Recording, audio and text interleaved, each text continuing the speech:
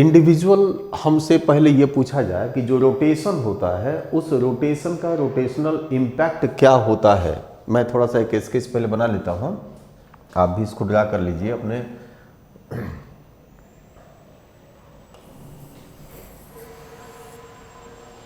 जैसे ये अर्थ की एक छोटी सी एक इमेज बन गई और इस इमेज में हम बिना इसको अभी झुकाए अर्थ के टिल्टिंग कैरेक्टर को ऐड नहीं किए हैं और हमने एक मोटा स्केच इसका ये बना दिया।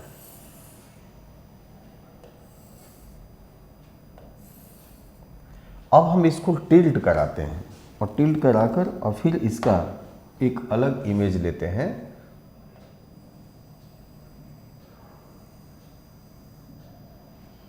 जब हमने इसको टिल्ट कराया तो अब इसका जो इक्वेटर है ये इक्वेटर शिफ्ट हो जाएगा 90 डिग्री के साथ, यहाँ पर बनेगा और ये इसकी इक्वेटोरियल पोजीशन हो जाएगी।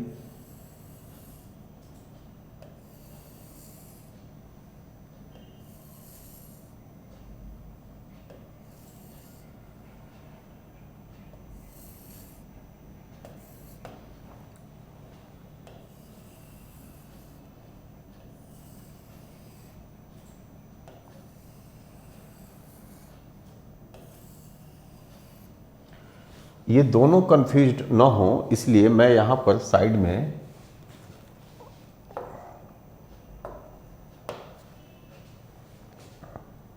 एक इमेज जनरल जिसमें सीधी बिना किसी झुकाव के पृथ्वी है और दूसरा इमेज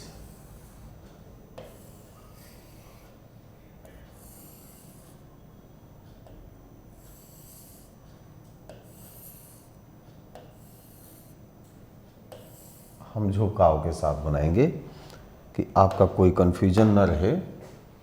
इसको हम यहाँ बना देते हैं।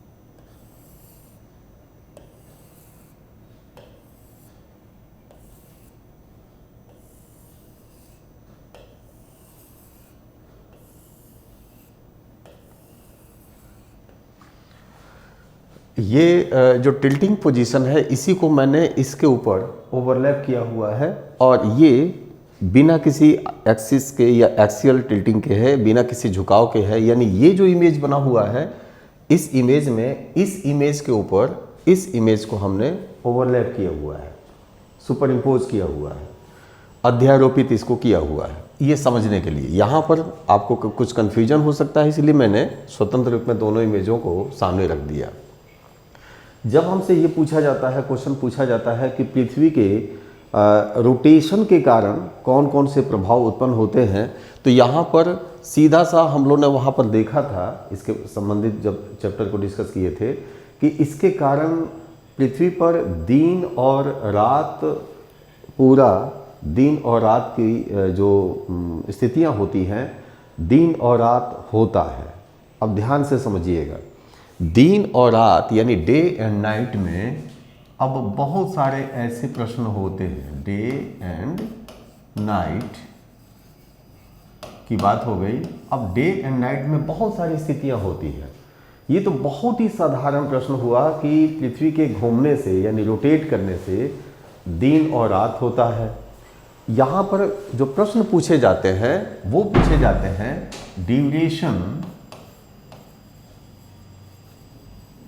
Duration of day and night, दिन और रात की जो समयावधि होती है उस समयावधि का निर्धारण कौन करता है।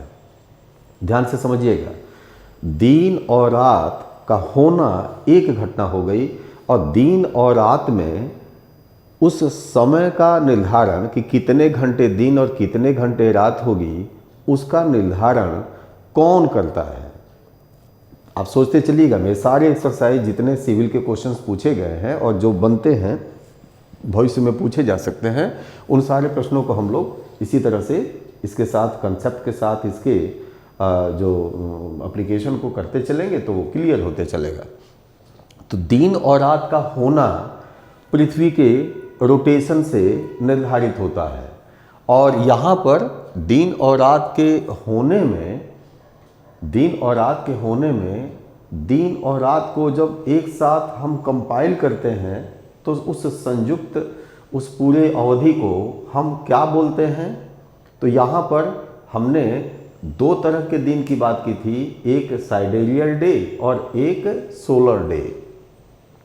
तो इस पूरे साइकिल में यानी दोनों जब क्लब्ड हो जाता है, एक साथ संयुक्त हो जाता है दिन और रात, तो एक को हमने कहा था साइडेरियल डे और एक को हमने कहा था सोलर डे और साइडेरियल डे। ये सोलर डे और साइडेरियल डे यहाँ हम कहीं लिख देते हैं कि ये भी हम लोग को जानना था और जान चुके हैं। Solar day and sidereal day, day के लिए डी हमने लिख दिया, चलिए आ जाएगा। तो यहाँ साइडेरियल डे, ये दो स्थितियाँ हमने देखी थी। सोलर डे और साइडेरियल डे के संदर्भ में साइडेरियल डे के लिए हमने ये बताया था कि पृथ्वी जब रोटेट करती है तो 360 डिग्री यानी 360 डिग्री का जो रोटेशन होता है जैसे कंप्लीट होता है तो उसको हम साइडेरियल डे कहते हैं। 360 का जैसे रोटेशन कंप्लीट होता है उसको हम साइडेरियल डे कहते हैं। लेकिन जब सोलर डे की बात होती है तो सोलर डे में सूर्य के प्रकाश को आधार बनाते हैं, और सूर्य के प्रकाश को आधार बनाने में एक दोपहर से कहीं से भी आप निर्धारित कर सकते हैं, लेकिन सामान्यतः इसको निर्धारित किया जाता है एक दोपहर से अगले दोपहर तक की समयावधि को। और इस तरह से जब एक पूरी समयावधि हमारी बनती है तो उसको हम बोलते हैं सोलर डे। और इस स्थिति में सोलर डे बड़ा हो गया था साइडेरियल डे से। क्यों बड़ा हो गया था? इसलिए क्योंकि पृथ्वी सूर्य की परिक्रमा करती है, यानी रिवॉल्व करती है, इसके ऑर्बिट करती है, इसके अपने ट्रैक पर सूर्य की परिक्रमा करती है। इसलिए तो यहाँ पर उसी दिन मैंने आपको बताया था कि ये दोनों चीज़ें तो बनती हैं, लेकिन आज हम लोग को जो डिस्कस करना है, इन तीनों के साथ डिस्कस करना है। तो यहाँ पर इन सारी स्थितियों में हम एक एक स्थिति की बात यहाँ पर आपके सामने रखते जाएंगे, और तब हम तीनों में किसका कहाँ प्रभाव पड़ता है उसके संदर्भ में हम लोग जान लेंगे।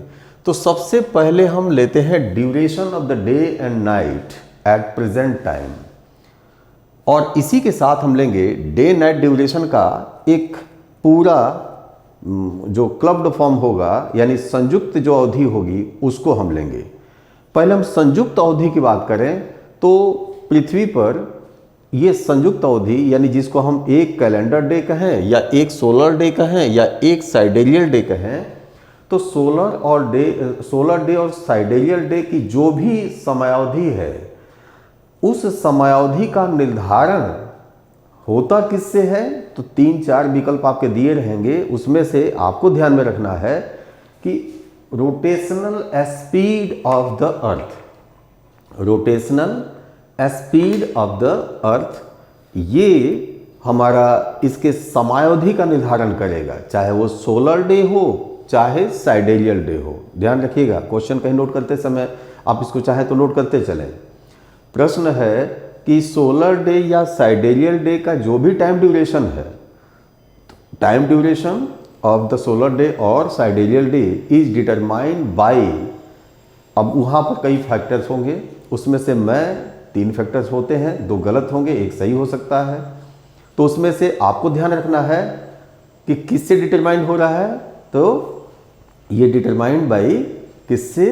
तो rotational speed of the earth, that is अभी है कितना, तो मैंने आपको घंटा में भी बताया था कि घंटा में ये है कितना, तो 1674.5 किलोमीटर पर आवर प्रति घंटा, 1674.5 किलोमीटर प्रति घंटा, या हम इसी को बोल सकते हैं, कितना कह सकते हैं हम लोग, इसको अगर कहेंगे तो 27.9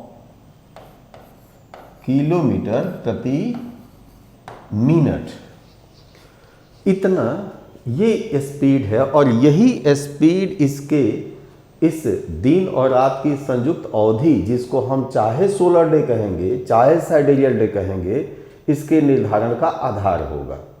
यहाँ पर पृथ्वी की चूंकि जब से उत्पत्ति हुई है तब से अब तक इसकी गति लगातार धीमी हो रही है, इसलिए ये स्पीड धीमा हो रहा है। और इसका प्रभाव क्या हो रहा है, डे एंड नाइट यानी का जो कंबाइंड फॉर्म है, ये क्या हो रहा है, ये बढ़ रहा है। हमने एरो ऊपर लगाया, ये बढ़ने का सिंबल हो गया, और स्पीड क्या हो रही है, कम हो रही है। यानी हमारा सोलर डे भी, सौर दिवस भी, और साइडेरियल डे यानी नक्षत्र दिवस भी, ये क्या हो रहा है, इसकी अवधि बढ़ रही है।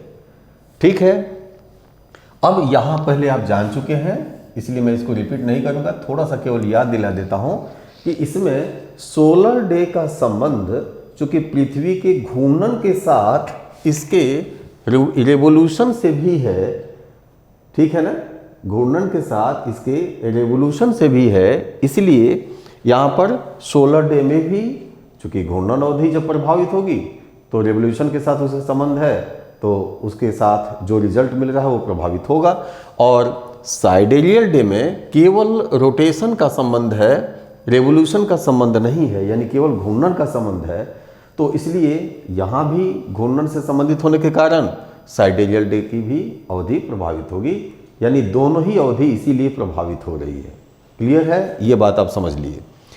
अब बात आती है कि duration of day and night, यानी दिन और रात की जो समयावधि है, उस समयावधि में एक यहाँ पर विशेषता हम देखते हैं, या विशेषता कहें या जो भी उसको कह सकते हैं, तो एक विभिन्नता देखते हैं। क्या विभिन्नता होती है, विभिन्नता ये होती है कि प्रत्येक समय, प्रत्येक दिन, 365 दिन में दिन और रात की समयावधि एक जैसी नहीं होती, एक जैसी नहीं होती। अब यहाँ पर प्रश्न पूछा जाता है कि पृथ्वी पर किसी भी स्थान पर, पृथ्वी पर किसी भी स्थान पर, इस प्रश्न को कई तरह से पूछा जाता है, थोड़ा सा सतर्क होकर इस बात को समझिए।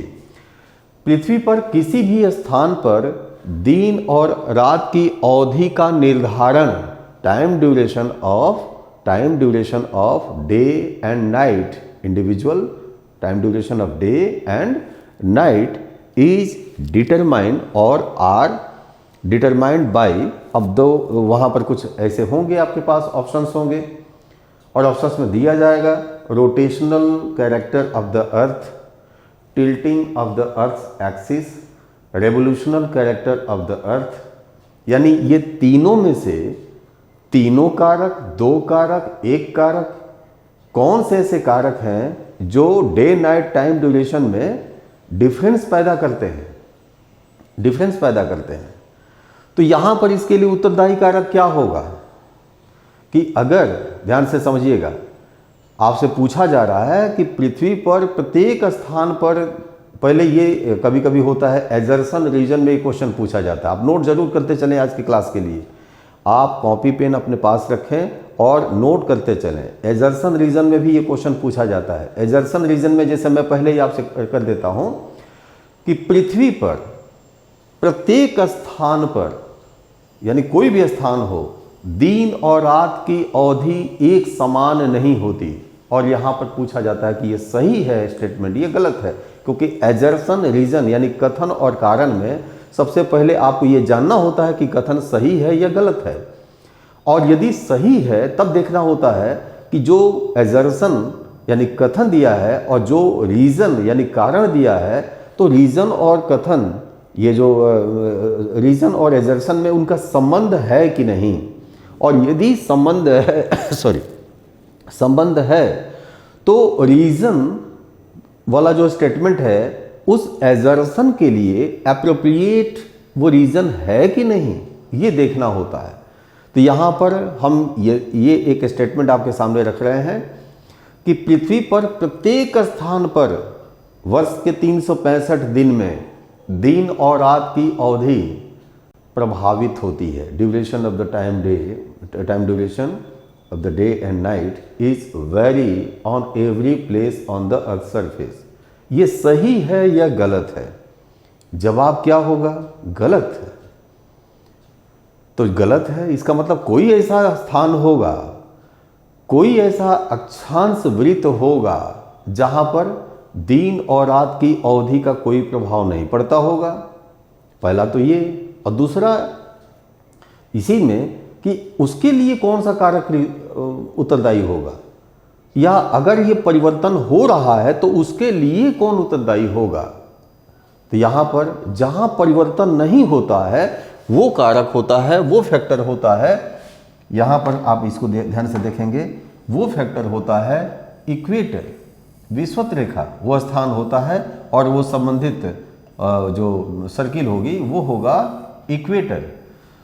विषुवत रेखा पर दिन और रात के टाइम ड्यूरेशन जो वेरी कर रहा है, इसमें कोई अंतर नहीं होता, चाहे पृथ्वी अपने न्यूनतम झुकाव के साथ हो। जो याद होगा आपको, मैंने आपको बताया था कि न्यूनतम झुकाव कितना होता है?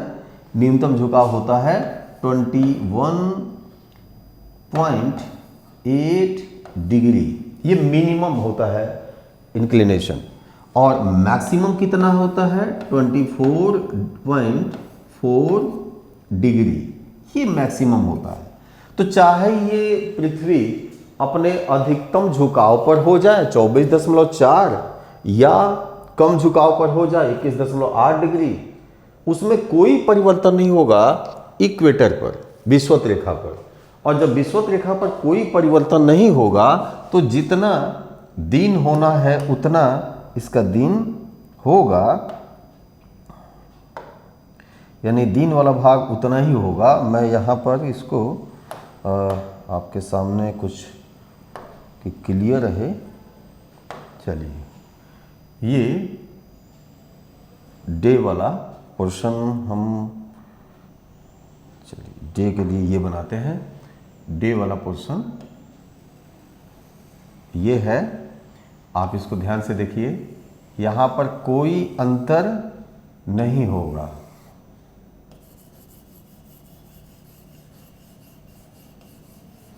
इस भाग में नहीं होगा। कारण क्या? आपको हल्का सा दिखाई देगा कि क्योंकि इक्वेटर का ये जो हाफ पोर्शन आपको दिखाई दे रहा है, फिर यहाँ से राउंड करके उस पार भी गया होगा, तो यहाँ से हाफ यानी 50% इक्वेटर यहाँ पर डे लाइट ड्यूरेशन में है और 50% नाइट वाले पोर्शन में है।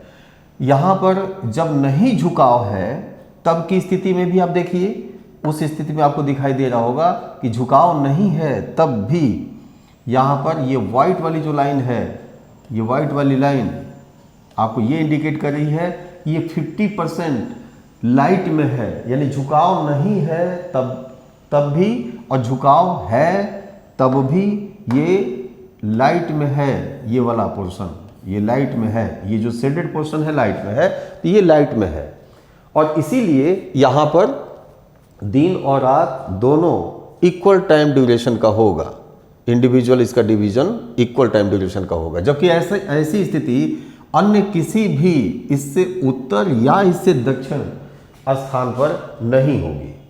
तो यानी यहाँ पर हम लोग को ये उत्तर मिला कि जो दिन और रात के अंतर के लिए उत्तरदायी है ना, वो कारक कौन सा हो गया? वो कारक हो गया पृथ्वी का अक्षीय झुकाव, यानी axial tilting of the earth is responsible for the variation of time duration of day and night in north hemisphere and south hemisphere. Exception is the equator और इक्वेटोरियल प्लेस। ये जो एक्सेप्शन केवल इसमें होगा। तो ये एक स्थितियां यहां पर बन रही है। क्लियर है? अब यहां पर ध्यान से समझिएगा, ये पूछा जाए कि अगर ऐसा है तो नॉर्थ पोल और साउथ पोल ये दोनों नॉर्थ पोल और साउथ पोल के विषय में आप सभी ने पढ़ा होगा कि उत्तरी ध्रुव और दक्षिणी ध्रुव दोनों जगह दिन और रात होता है। और आपने इसके लिए जाना है कि दिन और रात होता है तो वहाँ 6 महीने का दिन और इधर 6 महीने का दिन होता है, 6 महीने की रात होती है दोनों पर, तो 6 महीने की इधर भी रात होती है। लेकिन यहाँ पर जो दिन और रात होता है उस दिन और रात में, यहाँ समझिएगा, नॉर्थ पोल का, उत्तरी ध्रुव का की जो दिन की अवधि है, उत्तरी ध्रुव की जो दिन की अवधि है, ध्यान से समझिए, ये दक्षिणी ध्रुव के दिन की अवधि से या अवधि के बराबर या जैसी नहीं होती। ये साउथ पोल का जो दिन होता है और नॉर्थ पोल का जो दिन होता है वो एक जैसा नहीं है। पोल में क्या है? साउथ पोल जब नॉर्थ पोल में डे है तब साउथ पोल में नाइट है। इसके लिए हम साउथ पोल के लिए यहाँ बना दिए हैं ग्रीन से, और नॉर्थ पोल के डे के लिए हम बना दे रहे हैं कुछ अलग, यहाँ से आपको पहचान में आए।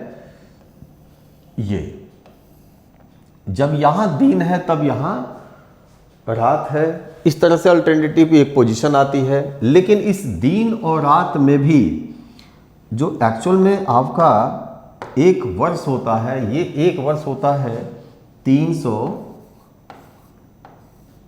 लगभग 365 दिन का। 365 दिन से ज़्यादा होता है तो लगभग 365 दिन का ये एक वर्ष होता है। और यहाँ पर एक वर्ष में जिसको हम आधार लेते हैं ये हम सोलर ईयर लेते हैं, यानी सौर वर्ष लेते हैं। ध्यान से समझिएगा, सोलर ईयर सौर वर्ष हम लेते हैं। और इसमें सौर वर्ष में हम सौर दिनों की संख्या को यहाँ पर जोड़ते हैं और तब हमारा 365 दिन से ज़्यादा वो दिन मिलते हैं जिनको हम एक वर्ष कहते हैं।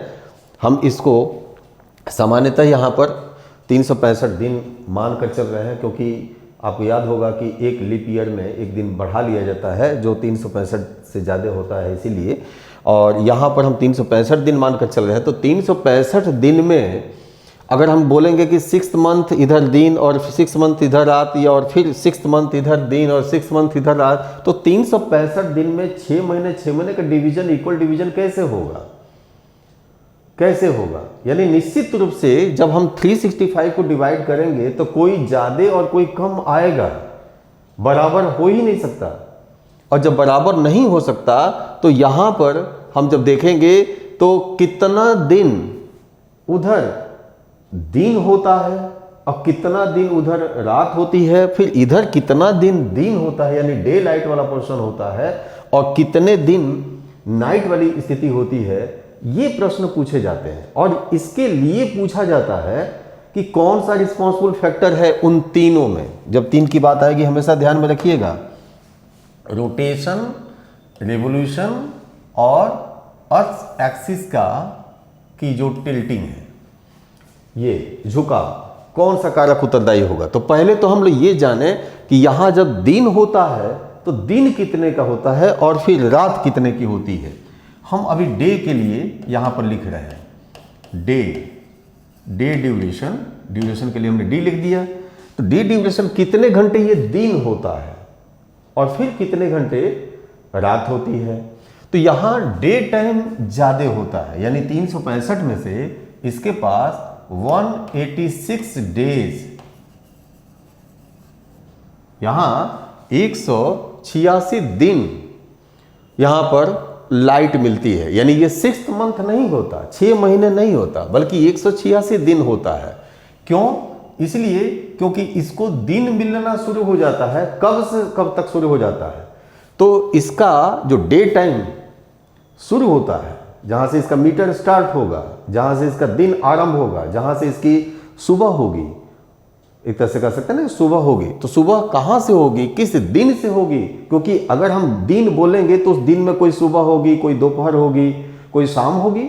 उसी तरह से अगर हम रात बोलेंगे तो रात में कोई शाम होगी, कोई मिडनाइट होगी, अर्धरात्रि होगी, फिर कोई भोर और सुबह वाली स्थिति होगी, ये होगा। तो इसका आरंभ कब से होता है? तो आपके पास याद कीजिए, आपकी जो स्थितियां हैं, स्थितियां मीन्स सोल्स्टाइस वाली स्थिति, अयनांत वाली स्थिति, और दूसरी इक्विनॉक्स वाली स्थिति, विषुव वाली स्थिति। तो उसमें जब आप देखेंगे तो उत्तरी गोलार्ध का दिन कब आरंभ होता है? सोल्स्टाइस से आरंभ होगा, यानी अयनांत से आरंभ होगा, या विषुव से आरंभ होगा? आपको अयनांत की स्थितियां मालूम है ना? जब हम सोल्स्टाइस की बात करते हैं तो सोल्स्टाइस में यह लिख दे रहा हूं, सोल्स्टाइस यानी इसको बोलते हैं अयनांत बोल रहे हैं।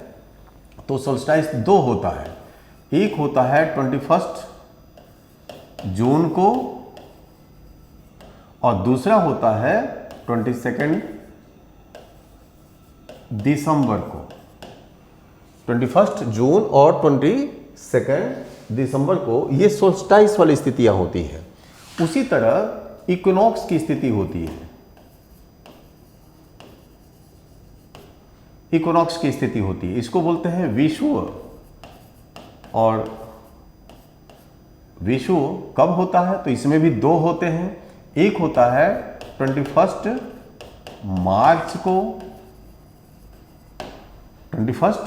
मार्च को और दूसरी स्थिति कब होती है? 23 सितंबर को। तो यहां पर मॉर्निंग कब होगा? 186 दिन हुआ, यानी कब से कब तक दिन होगा? सुबह से शाम वाली स्थितियां कौन सी होगी? कौन सा दिन होगा जिसको हम कह सकते हैं कि यहां पर उसका मॉर्निंग होगा 186 दिन में, उत्तरी गोलार्ध के दिन में? तो यहां पर होता है इक्विनॉक्स, यानी इक्विनॉक्स। कौन सा इक्विनॉक्स? तो 21 मार्च वाला इक्विनॉक्स, 21 वाले मार्च वाले इक्विनॉक्स को आप स्प्रिंग इक्विनॉक्स या वर्नल इक्विनॉक्स के नाम से जानते हैं, बसंत विषुव के नाम से जानते हैं। तो यहां पर वर्नल इक्विनॉक्स के नाम से, यानी इक्विनॉक्स की पोजीशन से, और ये दिन कौन सा होगा? 21 मार्च हुआ। तो 21 मार्च से अप्रैल, मई, जून, जुलाई, अगस्त, सितंबर, और जैसे सितंबर होगा 23 सितंबर, है ना, 23 सितंबर, तो ये मार्च से 23 सितंबर तक यहां पर क्या होगा? ये दिन की अवधि होगी। और ये टाइम कितना होगा? तो यही टाइम ड्यूरेशन आपका जो होगा, ये टाइम ड्यूरेशन होगा 186 दिन, यानी 186 डेज। अब 365 जब इसका दिन हो रहा है तो यहां पर क्या हो रही है? रात हो रही है। इसका मतलब यह हुआ कि 186 डेज माइनस करेंगे, 186 डेज को माइनस करेंगे इसमें से, क्योंकि टोटल 365 ही तो होता है 1 ईयर में। अब इसमें से इसको डिडक्ट करेंगे तो आपके पास बचेगा कितना? तो ये बचेगा 179 डेज, बचेगा 179 डेज। और इस तरह से 179 डेज बचा, यानी यहां पर जब 186 दिन का दिन हो रहा है, 186 दिन का, तो ये शेष जो रात कितने घंटे की, कितने दिन की होगी? क्योंकि यहां घंटा में तो होगा नहीं, तो रात कितने दिन की होगी? तो 179 दिन की रात होगी, यानी ये डे टाइम हो गया। तो नाइट अब कितने का होगा? 1 night, day duration of the day light, और डे लाइट में अब ड्यूरेशन ऑफ यहाँ कर देते हैं 179 डेज, ये नाइट हो गई, रात्रि की स्थिति हो गई, 179 दिन रात्रि की स्थिति हो गई। अब जब उत्तरी गोलार्ध में दिन हो रहा है 186 डेज, तब यहां रात्रि कितने दिन की होगी? 186 डेज की। जब वहां दिन हो रहा है तो रात्रि यहां पर 186 डेज की होगी, और जब वहां रात होगी 179 डेज की, तो यहां दिन कितने समय का होगा? 179 डेज का।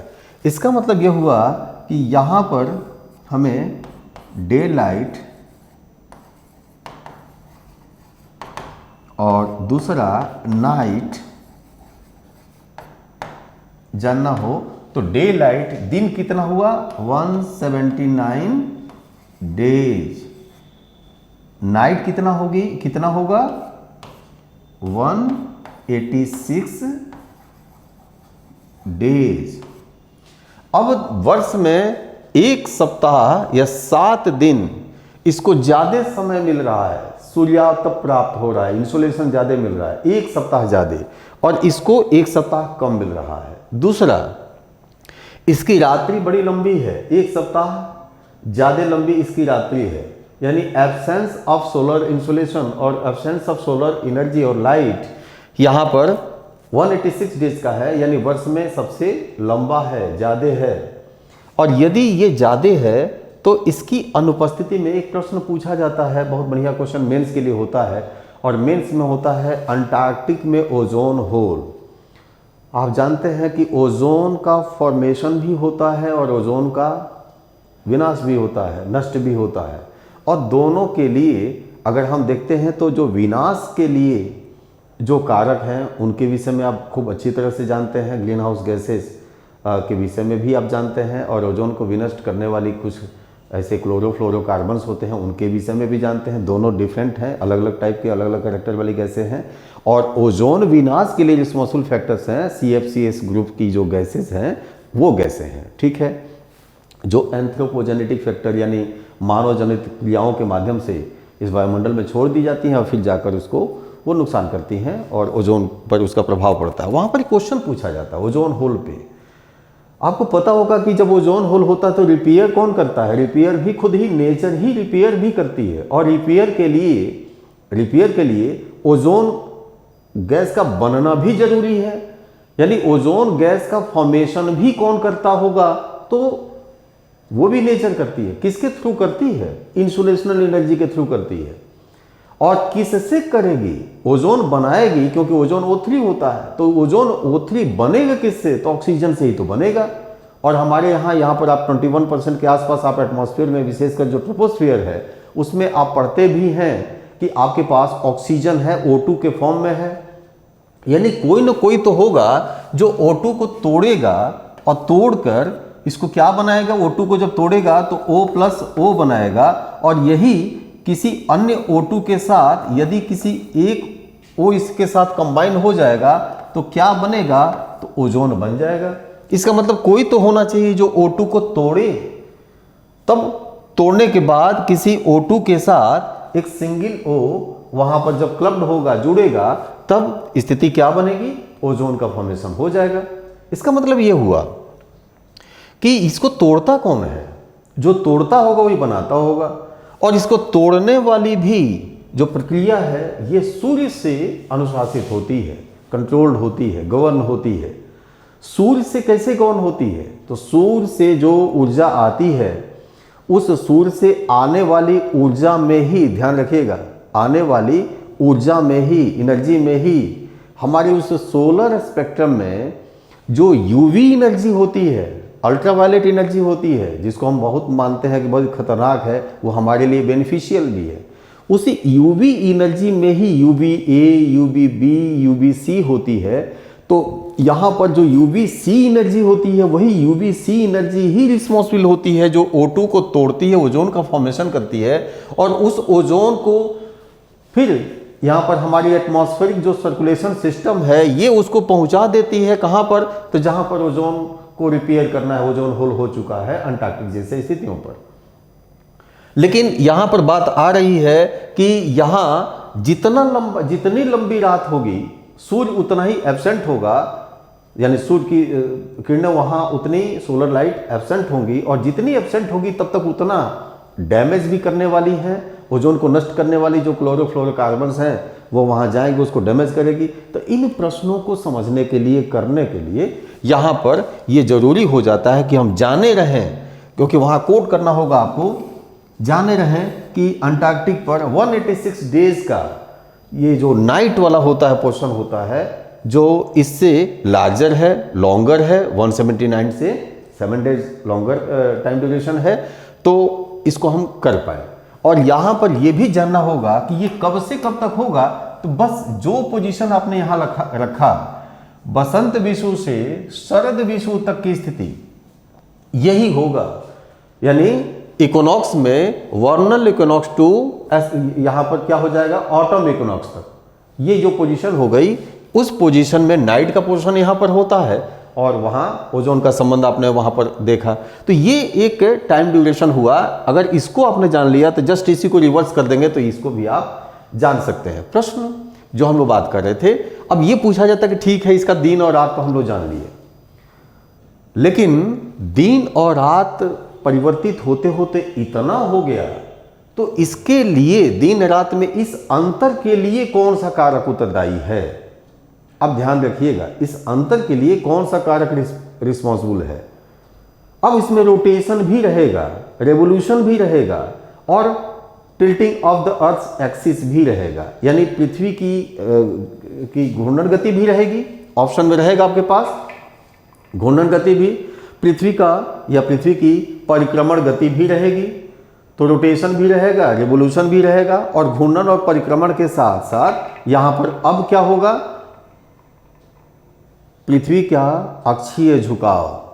अब आप इसके लिए इस दिन और रात की इस जो डे नाइट डिफरेंस के लिए रिस्पॉन्सिबल फैक्टर्स है, तो जब बात करेंगे आप इनके ध्रुवों पर दिन और रात की अवधि में ये अंतर आ रहा है, तो उस अवधि में अंतर का कारण क्या क्या होगा या कौन से ऐसे फैक्टर्स होंगे। रोटेशन, आप सोच के बताइए, रोटेशन होगा कि नहीं इसमें, घूर्णन अवधि होगी कि नहीं इसमें, रोटेशन, रेवोल्यूशन होगा कि नहीं, आप सोचते जाइए फिर मैं बात करता हूं, रेवोल्यूशन होगा कि नहीं, और टिल्टिंग ऑफ अर्थ एक्सिस होगी कि नहीं। अगर हम बात करेंगे तो इसमें पृथ्वी के अक्ष का झुकाव, पृथ्वी की अपने कक्षा में सूर्य की परिक्रमा और पृथ्वी का अपना एक्सियल रोटेशन यानी घूर्णन गति, इसमें से तीन में से तीनों कारक होगा या कोई दो होगा या कोई एक होगा। क्या जवाब आपका होगा? आप किसी निष्कर्ष पर अगर पहुंच चुके हों तो मैं इसको थोड़ा सा आसान बना दूं, फिर से आपको बात कर लूं। यहां पर पृथ्वी रोटेट करती रह जाए लेकिन कोई फर्क नहीं पड़ेगा यहां दिन और रात में, क्योंकि आप देख रहे हैं यहां पर डे एंड नाइट जो हो रहा है वो दिनों में हो रहा है, घंटा मिनट में नहीं हो रहा है। यानी इसमें जो अंतर आ रहा है, इस अंतर का कारण क्या है, पृथ्वी का अक्षीय झुकाव और उसका रेवोल्यूशन, यानी रोटेशन नहीं होगा।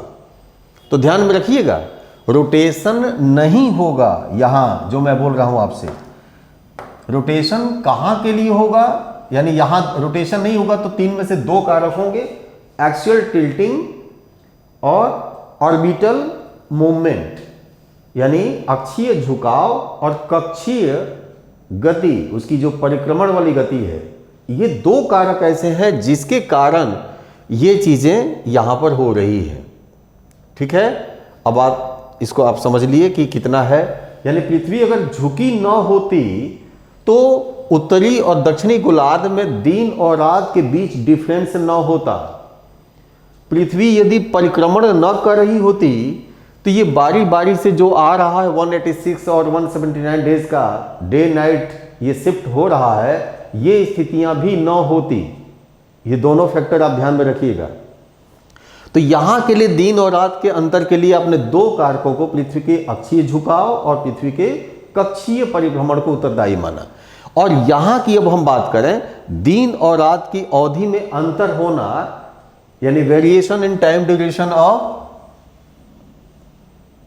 Of the earth between the Arctic circle and Antarctic circle. अब इसके लिए हमें अब देखना है कि इसके लिए ऐसे कौन से कारक हैं जो यहां पर दिन और रात के टाइम ड्यूरेशन को प्रभावित करते हैं। दिन और रात में कभी ज्यादा समय होता है और कभी कम समय होता है, तो इसके लिए कौन से कारक होंगे यहां पर जब हम बात करेंगे। तो दिन और रात में समयावधि का निर्धारण यहां तीन कारकों से होगा। ध्यान से समझिएगा, क्योंकि यहां पर घंटा में है और 24 घंटे में ही 24 आवर को अगर हम 16 डे मान लें एवरेज, क्योंकि हमारा जो कार्यक्रम होता है जैविक क्रिया से लेकर और बाकी सारे कैलेंडर बने हैं, ये साइडेरियल पर नहीं बने हैं, ये सोलर डे पर बने हैं। तो जो सोलर डे है, इस सोलर डे में रोटेशन भी है, रिवोल्यूशन भी है, ठीक है, और उसके साथ साथ अर्थ की ये एक्सियल टिल्टिंग भी है, पृथ्वी के अक्ष का झुकाव भी है। तो ये 3 कारक यहां होते हैं जिनके कारण यहां पर समयावधि में अंतर होता है। यानी पृथ्वी अगर झुकी रहे, ध्यान से समझिएगा, झुकी रहे, अब तीनों को मैं एक क्रॉस चेक करा दे रहा हूं आपसे। पृथ्वी अगर केवल झुकी रहे और आगे न बढ़े अपने ऑर्बिट में, अपने कक्षा में सूर्य के चारों तरफ ट्रैक, उस ट्रैक पर आगे न बढ़े, झुकी रहे और रोटेट भी करे, तो उस रोटेट करने में क्या होगा? रोटेट करने में प्रत्येक स्थान पर जहां भी है, जितने घंटे का दिन है, जितने घंटे की रात है, उसमें कोई परिवर्तन नहीं होगा। Temporal change of day and night duration, time duration, ये नहीं होगा, कालिक परिवर्तन नहीं होगा। जो कालिक परिवर्तन हो रहा है वो रिवोल्यूशन के कारण हो रहा है। अब चलिए रिवॉल्व करें, अब हम रिवॉल्विंग को ले लेते हैं कि चलिए रिवॉल्व करें और पृथ्वी झुकी ना हो, झुकी ना हो, यानी एक्सियल टिल्टिंग ना हो, पृथ्वी का कोई अक्षीय झुकाव ना हो, सीधा हो, पृथ्वी सीधी पोजीशन में हो जैसे यहां पर बना हुआ है। ऐसी स्थिति में क्या होगा? ऐसी स्थिति में होगा कि प्रत्येक ये स्थान पर, केवल तब विषुवत रेखा पर नहीं, इक्वेटर पर नहीं, बल्कि इक्वेटर के साथ साथ प्रत्येक स्थान पर दिन और रात की समय अवधि बिल्कुल इक्वल होगी। 12 घंटे का दिन और 12 घंटे की रात होगी, यानी अंतर ही नहीं होगा, अंतर ही नहीं होगा, ठीक है। तो बिना झुके अगर ये चारों तरफ घूमे तो कोई अंतर नहीं होगा, क्योंकि अभी आपने देखा कि अंतर का कारण क्या है? इसका झुकाव। इसी क्वेश्चन को अब हम ये दोनों संदर्भों में आपने जान लिया। रोटेट ही न करे पृथ्वी तब तो दिन रात नहीं होगी। जब रोटेट ही नहीं करेगी तब क्या होगा? किसी एक भाग में दिन है तो सदा सदा के लिए दिन ही रहेगा, दूसरे भाग में रात है तो सदा सदा के लिए रात ही रहेगा। यानी किसी स्थान पर दिन और रात का एक ये साइक्लिक फॉर्म में आना, ये साइक्लिक प्रोसेस ही नहीं होगा। दिन और रात साइकिल करेंगे ही नहीं, और जब साइकिल नहीं करेंगे तो फिर टाइम ड्यूरेशन की बात ही नहीं आती है। इसलिए यहां पर जब होगा तो तीनों कारक, आपने देखा कि तीनों कारकों को हम लोगों ने क्रॉस चेक किया और ये पता चला कि तीनों कारक, तीनों फैक्टर्स यहां पर दिन और रात के इस संबंधित जो घटनाएं हैं, विशेषताएं हैं, उनके लिए यहां रिस्पॉन्सिबल हो गए। तो यहां के लिए हम लोगों ने ये बताया। अब कुछ क्वेश्चंस ऐसे आते हैं जो वो होते हैं, काल्पनिक होते हैं। जैसे यदि पृथ्वी का अक्षीय झुकाव, जैसे आप जान भी रहे हैं कि पृथ्वी का अक्षीय झुकाव परिवर्तन हो रहा है उसका, यदि पृथ्वी का अक्षीय झुकाव बढ़कर और 24.4 डिग्री तक हो जाए, मैक्सिमम पर हो जाए, मैक्सिमम पर हो जाए, तो उत्तरी गोलार्ध में या दक्षिण, किसी के संदर्भ में पूछा जा सकता है, उत्तरी गोलार्ध में दिन की अवधि इक्वेटर पर, इक्वेटर तो उत्तरी गोलार्ध में नहीं होगा, ट्रॉपिक ऑफ कैंसर पर चलिए, ट्रॉपिक ऑफ कैंसर पर यानी कर्क रेखा पर ग्रीष्म काल में दिन की अवधि क्या हो जाएगी? बढ़ जाएगी या घट जाएगी? या अपने समर सीजन में ट्रॉपिक ऑफ कैप्रिकॉर्न या मकर रेखा पर ही इसी को पूछ लिया जाए कि दिन की, क्योंकि जो जवाब ट्रॉपिक ऑफ कैंसर पर होगा वही कैप्रिकॉर्न पर होगा, ठीक है। तो यहां पर क्या जवाब होगा? नॉर्थ और साउथ हेमिस्फीयर में ट्रॉपिक ऑफ कैंसर और कैप्रिकॉर्न पर, साउथ हेमिस्फीयर में कैप्रिकॉर्न पर यानी उत्तरी गोलार्ध में कर्क रेखा पर और दक्षिणी गोलार्ध में मकर रेखा या मकर वृत्त पर क्या होगा? दिन और रात के बीच जो अंतर है ये बढ़ जाएगा। यस, ग्रीष्म काल में दिन का समय बढ़ जाएगा, रात्रि का समय कम हो जाएगा, और शीतकाल में रात्रि का समय बढ़ जाएगा और दिन का समय कम हो जाएगा। ये स्थितियों में परिवर्तन होगा। क्लियर है? ये स्थिति हम लोगों ने जान लिया। अब ऐसा जो ये टेम्पोरल चेंज आ रहा है, टेम्पोरल में बोल रहा हूं, कालिक परिवर्तन हो रहा है, समय के साथ परिवर्तन हो रहा है, एक वर्ष में समय बीत रहा है डे बाय डे, उसके साथ ये दिन और रात की समयावधि में जो परिवर्तन हो रहा है, इसके कारण होता क्या है? इसके कारण होता है सीजनल कैरेक्टर होता है, यानी ऋत्विक दशा हमें प्राप्त होती है, ऋत्विक स्थितियां हमें प्राप्त होती हैं। ऋत्विक स्थितियां का मतलब क्या हुआ? पूरे वर्ष में दिन और रात के इस अंतर के कारण सीजनल कैरेक्टर का फॉर्मेशन होता है,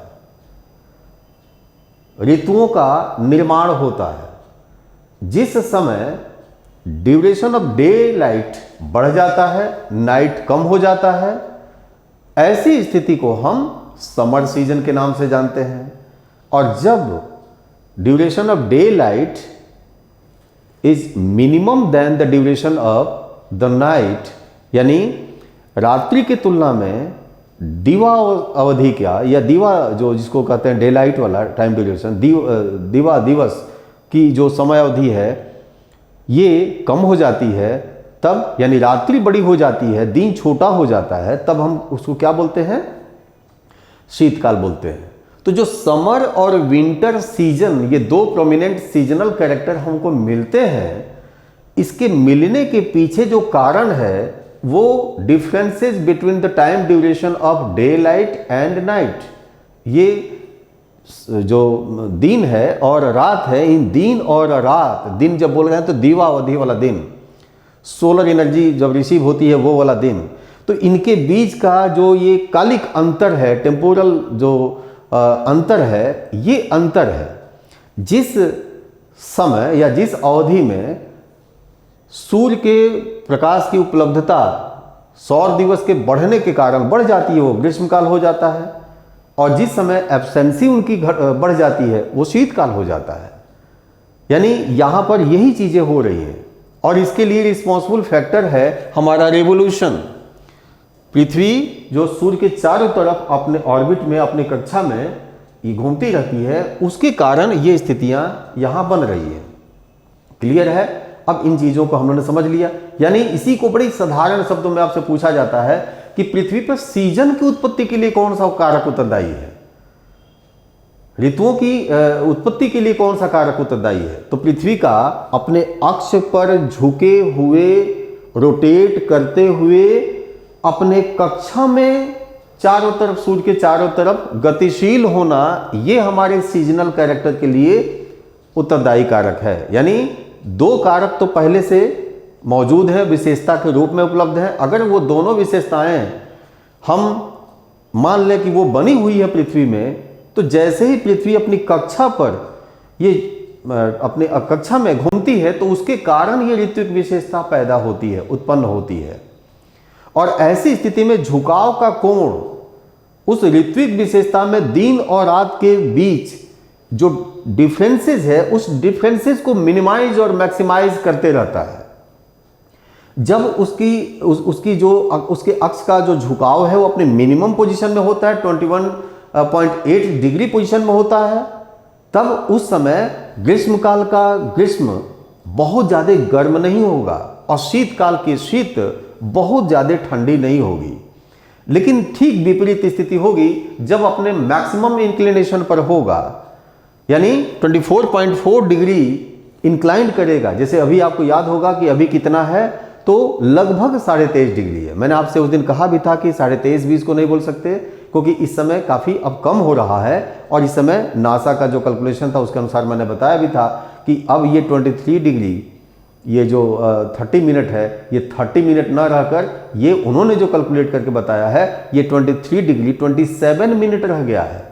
तो इस तरह से जो पृथ्वी का अक्षीय झुकाव कम हो रहा है, आज की स्थिति में कम हो रहा है, लेकिन अगर ये मैक्सिमम पर हो जाए तब क्या होगा? सीजनल कैरेक्टर एक्सट्रीम पे हो जाएगा, ग्रीष्मकाल बहुत ज़्यादा ग्रीष्म हो जाएगा, यानी उष्ण हो जाएगा, हॉट हो जाएगा, और शीतकाल बहुत ठंडा हो जाएगा। क्यों? इसलिए क्योंकि ग्रीष्मकाल में सोलर एनर्जी का जो इंजेक्शन ऑफ सोलर एनर्जी है, इरेडियंस ऑफ सोलर एनर्जी है, वो बढ़ जाएगी, ऊर्जा की उपलब्धता बढ़ जाएगी ग्रीष्मकाल में। ठीक, क्यों बढ़ जाएगी? इसलिए कि time duration of the day light increase कर जाएगा, बढ़ जाएगा। तो ये स्थितियां यहाँ पर होंगी। तो ये हम लोगों ने इसके माध्यम से इसको समझा कि ये स्थितियां होंगी। और इसी रूप में हम जितने भी और प्रश्न पूछे जा सकते हैं उन सारे प्रश्नों का उत्तर हम लोग बता सकते हैं। जैसे अब इसी में लीजिए हम लोग रिवोल्यूशन को थोड़ा सा पकड़ते हैं और रिवोल्यूशन से संबंधित कुछ और बातों को हम लोग डिस्कस करते हैं। रिवोल्यूशन में मैंने आपसे बताया था कि जो रिवोल्यूशन होता है ये जिस ट्रैक पर होता है, मैं यहाँ बना दे रहा हूँ उसके लिए, जिस ट्रैक पर होता है उस ट्रैक को पहले हम यहाँ बना दें। ये एक ट्रैक हो गया, यानी ऑर्बिट हमारी हो गई, और इस ऑर्बिट में एक जगह हमारा कहीं ये सूर्य है इस ऑर्बिट में, यहाँ पर हमने सूर्य की स्थिति रख ली, बना ली। और इन स्थितियों में ध्यान रखना है आपको, हमने इस ऑर्बिट के सहारे ये पोजीशन हमने ये कर लिया, और इस पोजीशन में ये हो गया या हो गई एक स्थिति, इसको मैं ग्रीन से बनाऊं, चलिए नहीं ग्रीन नहीं वाइट ही करते हैं, चलिए ग्रीन करते हैं। ये हो गया, यानी सूर्य से ये सबसे दूर वाली स्थिति नहीं है, मैं एफ साइड लाइन के सहारे नहीं बढ़ रहा हूं, मैं यहाँ पर दो सोल्स्टाइस को जो कनेक्ट करने वाली जो लाइन है, जिसको हम लोग आयन रेखा के नाम से जानते हैं, सोल्स्टाइस लाइन के नाम से जानते हैं, तो उसको मैं यहाँ लिख रहा हूं, ये सोल्स्टाइस लाइन है, सोल्स्टाइस लाइन, इसको हिंदी में बोलते हैं आयन रेखा, आयन रेखा इसको बोलते हैं। और इसमें जो इधर की स्थिति है, ये वाली पृथ्वी की पोजीशन है, ये 21 जून की है, और ये वाली स्थिति है, ये है 22 दिसंबर की है। ये दो स्थितियां हैं, ध्यान रखिएगा, ये सोल्स्टाइस लाइन है, दो आयन, दो टॉपिक्स यहां पर पढ़ते हैं। इस लाइन पर सन की जो एनर्जी जाती है ये ट्रॉपिक ऑफ कैप्रिकॉर्न पर जाती है, ठीक है, और इस स्थिति में जो सोलर एनर्जी जाती है ये ट्रॉपिक ऑफ कैंसर पर जाती है, सीधी 90 डिग्री के साथ ये वर्टिकल इंक्लाइंड होती है, सॉरी इरेडियंस इनका होता है। तो यहाँ पर इसीलिए इनको हम सोल्स्टाइस लाइन कहते हैं।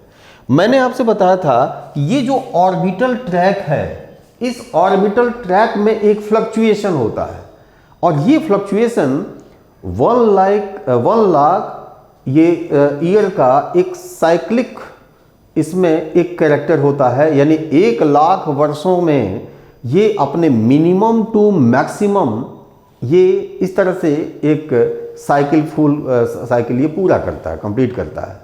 यानी इस 1 लाख वर्ष में अगर कहीं 50,000 वर्षों बाद एक स्थिति आएगी, तो ये स्थिति इसकी आ सकती है कि यहाँ ये अपने मिनिमम पोजीशन पर हो जाए, क्योंकि आज मैक्सिमम पर है, after 50 years of the present time it will be on the minimum distance from the sun, ये पोजीशन यहाँ पर होगी। और ऐसी कंडीशन में यहाँ पर क्या हो सकता है, ध्यान से समझना है आपको, ऐसी कंडीशन में जो ग्रीष्मकाल होगा, ध्यान से समझिएगा, अभी मैं वही पोजीशन रख रहा हूं कि जो 21 जून नॉर्थ हेमिस्फीयर के पर्सपेक्टिव ये समर सीजन होता है, ग्रीष्मकाल होता है, तो अपना ग्रीष्मकाल आज से 50,000 वर्ष पहले या 50,000 वर्ष बाद क्या होगा, ध्यान से सोच के बताइएगा।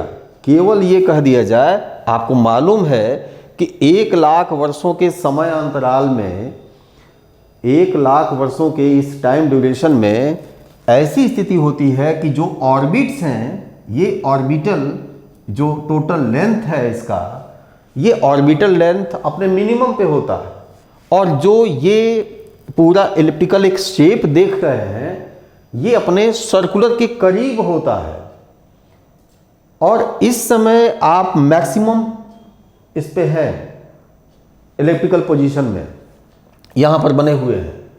ऐसे में अगले 50 वर्षों में आप जहां होंगे वो स्थिति को ध्यान में रखना है, क्योंकि पीछे के भी 50,000 वर्ष पहले जैसे अभी कभी भी प्री हिस्टोरिक फेज या अर्थ के हम जियोलॉजिक पास्ट में जब जाते हैं तो उन सारे कंडीशंस को कंटेक्स्ट में लेना पड़ता है, तब हम किसी एटमॉस्फेरिक पोजीशन या क्लाइमेटिक या इस तरह के किसी दशाओं का सही सही इवैल्यूएशन कर पाएंगे। तो वो चीज़ें मैं आपके सामने यहाँ रख रहा हूँ कि अगर हम 50,000 वर्ष पहले का कोई असेसमेंट कर रहे हों या हम आगे के फ्यूचर के 50 ईयर्स आफ्टर 50 ईयर्स जो प्रेजेंट टाइम है 50,000 ईयर जो पोजीशन होगी, कंडीशन होगी, उसको अगर हम कोई कंडीशन को वो एज्यूम कर पाएँ तो क्या कर पाएंगे कि आज का ग्रीष्म काल जो हमारा होगा वो ग्रीष्म काल आज से 50,000 पहले या 50,000 वर्ष बाद ठंडा होगा कि ऐसा ही होगा कि ज़्यादा उष्ण होगा। जवाब क्या होगा आपका? यहाँ पर ऑप्शन होते हैं, आपको प्रश्न रहेंगे और उस तरह से वहाँ विकल्प भी दिए रहेंगे। जवाब ये होगा कि चूंकि पृथ्वी सूर्य से सबसे नज़दीक स्थिति में होगी उस दिन, तो उस स्थिति में क्या होगा, नॉर्थ पोल का ही झुकाव इधर की तरफ है, सूर्य की तरफ। ध्यान रखिएगा, अभी यहां पर 21 जून को क्या होता है, 21 जून को नॉर्थ पोल ही इंक्लाइंड होता है सन के को फेस करते हुए, और इसी कारण हमारे पास यहां पर सूर्य की ज्यादा ऊर्जा उपलब्ध हो पाती है। और यही चीजें शिफ्ट होकर जब यहां इतनी नजदीक से हो जाएगी, ऐसी स्थिति में क्या होगा, हमने इस कंडीशन में कोई चेंज तो लाया नहीं, तो यहां पर सन को फेस करने वाला जो पोर्शन होगा अर्थ का वो नॉर्थ हेमिस्फीयर ही होगा, उत्तरी गोलार्ध ही होगा। ये सन की पोजीशन हो गई तो यही होगा, और यही होगा तो नॉर्थ हेमिस्फीयर में इस कंडीशन में समर सीजन अपने एक्सट्रीम पे हो जाएगा। ग्रीष्म काल की उष्णता, हॉटनेस बहुत अधिक बढ़ जाएगी, ये कंडीशन यहां पर होगी। ठीक है, अब आप यहां देखिए, ये विकल्प वहां दिया रहेगा, और यहां देखिए तो यहां पर क्या हो सकता है, इस जगह आप ध्यान रखें, ये है आपका जो अनदर जो सोल्स्टाइस है ना, जो कंडीशन है वो सोल्स्टाइस कंडीशन है, और ये है विंटर सोल्स्टाइस कंडीशन, जब ट्रॉपिक ऑफ कैप्रिकॉर्न पर सन की पोजीशन, यहां पर अर्थ की पोजीशन है और सनलाइट सीधे रेडियंस हो रहा है ट्रॉपिक ऑफ कैप्रिकॉर्न यानी मकर रेखा पर हो रही है। ऐसी कंडीशन में क्या होगा, शीतकाल पर क्या प्रभाव पड़ेगा, और शीतकाल कहां का शीतकाल, उत्तरी गोलार्ध का शीतकाल, और जो दक्षिणी गोलार्ध है उस दक्षिणी गोलार्ध का ग्रीष्म काल, क्योंकि इस पोजीशन में क्या हो रहा है, सन का अर्थ का साउथ पोल या साउथ हेमिस्फीयर फेस कर रहा है किसको, सन को। तो दक्षिणी गोलार्ध के ग्रीष्म काल पर क्या परिवर्तन हो रहा है, कोई परिवर्तन नहीं हो रहा है। क्यों? क्योंकि इस डिस्टेंस में कोई चेंज नहीं आ रहा है, इस दूरी में कोई चेंज नहीं आ रहा है। जो प्रेजेंट की पोजीशन है वही 50,000 ईयर्स पहले भी थी, और आज के बाद भी 50,000 वर्षों बाद भी यही पोजीशन आने वाली है। यानी दक्षिणी गोलार्ध के शीतकाल में, ग्रीष्म काल में कोई परिवर्तन नहीं आएगा, और उत्तरी गोलार्ध के शीतकाल में कोई परिवर्तन नहीं आएगा, क्योंकि इस समय नॉर्थ हेमिस्फीयर में क्या हो रहा होगा, उत्तरी गोलार्ध में क्या हो रहा होगा, विंटर सीजन चल रहा होगा। यानी होगा क्या या होता क्या है या हुआ क्या था, जब हम इन बातों को करेंगे तो पता ये चलेगा कि ये जो पोजीशन होती है, इस पोजीशन में नॉर्थ हेमिस्फीयर का समर जो सीजन है, ग्रीष्मकाल है, वो ग्रीष्म ऋतु है, उस ग्रीष्म ऋतु की उष्णता बढ़ जाती है, केवल शीत ऋतु पे कोई प्रभाव नहीं पड़ता। और दक्षिणी गोलार्ध पर यहां पर ग्रीष्म काल में कोई प्रभाव नहीं पड़ता, लेकिन शीतकाल में, अब ध्यान रखिएगा, जब 21 जून हो रहा है तो उसका दक्षिणी गोलार्ध का, साउथ हेमिस्फीयर का विंटर सीजन चल रहा है, तो साउथ हेमिस्फीयर का शीतकाल क्या हो जाता है, नजदीक होने से यहां पर तो थोड़ा सा उष्ण हो जाता है। यानी ये जो परिवर्तन है, बड़े अच्छे अच्छे प्रश्न बनते हैं, और इन प्रश्नों को जब हम लोग समझते हैं तो जो क्लाइमेट चेंज होता है, जलवायु परिवर्तन होता है, इन दशाओं का आकलन करने में मेंस के क्वेश्चन के लिए, मेंस के जीएस के क्वेश्चंस के लिए हम लोग को काफ़ी सुविधा होती है। तो मैं समझ रहा हूँ कि इनके माध्यम से हम लोग ने जितने जो कंडीशंस हैं, इन सारे कंडीशंस को डिस्कस किया, आपको कोई अब इसमें अंतर रह नहीं जाना चाहिए, कोई कन्फ्यूजन भी नहीं रहना चाहिए, और मैं समझ रहा हूँ कि सब क्लियर हो गया होगा कंसेप्ट। कुछ और आपको लगता है कि नहीं, कहीं डाउट है तो ज़रूर आप उसको कमेंट करिएगा, पूछिएगा। Okay, thanks.